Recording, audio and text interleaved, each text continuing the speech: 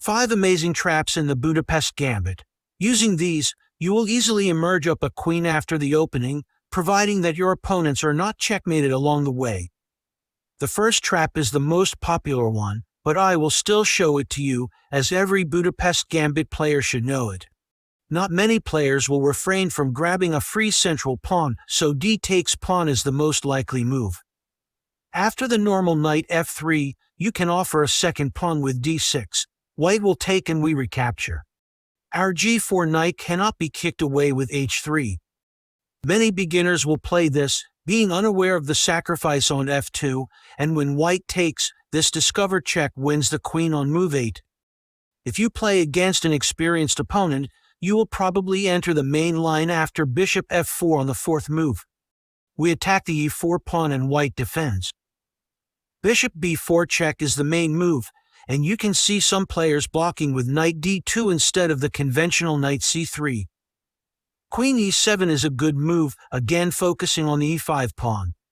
It's natural to try to get rid of the bishop with a3.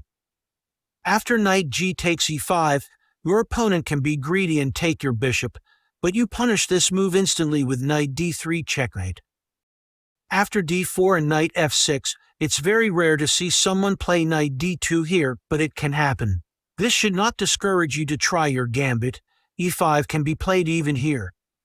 Once again, it's very tempting to disturb this knight with h3, but this heroic knight never wants to step back and will advance to e3. The queen is trapped on his starting square and white will probably take our horse, but here comes a surprising checkmate in 2 with queen h4 check and queen g3. Many beginners will be scared to take on e5, fearing to enter the main lines, and will play a move like d5 to decline our gambit. Even after this, white cannot relax. We bring our bishop to c5.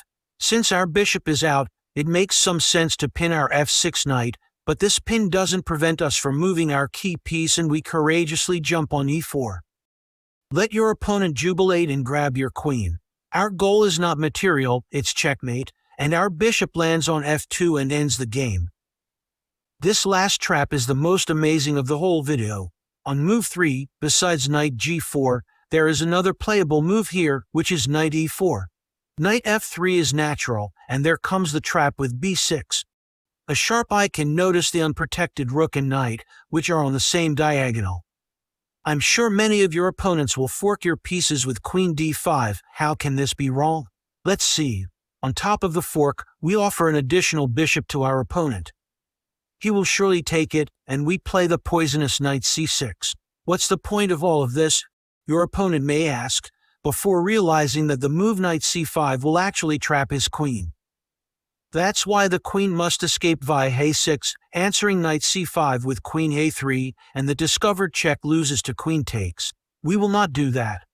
We interpose the move bishop b4 check, and after white blocks, we go back to our knight c5 idea, and this time, the queen is deprived of the a3 square. Queen b5 is forced and the simple a6 wins the queen. If you want to know more about this gambit, I have done a theoretical coverage on this channel. Feel free to check it, and also don't forget to subscribe.